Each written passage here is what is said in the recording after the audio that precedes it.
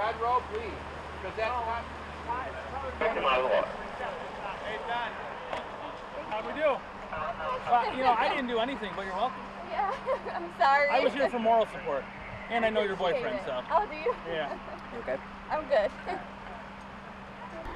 He said that when he was coming down the creek, he couldn't get the canoe turned in time to get away from the log, hit the log, and it kind of tipped over on him, and they were able to get perched on the log.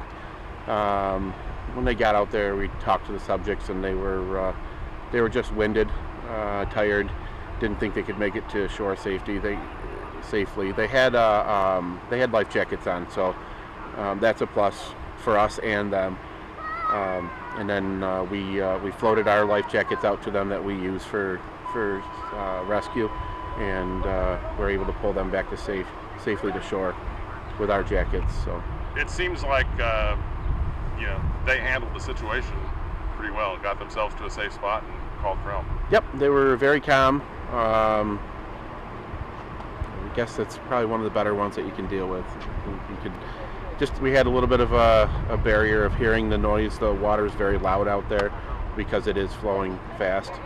But all in all, everything turned out very well, and it's a good day for them and us.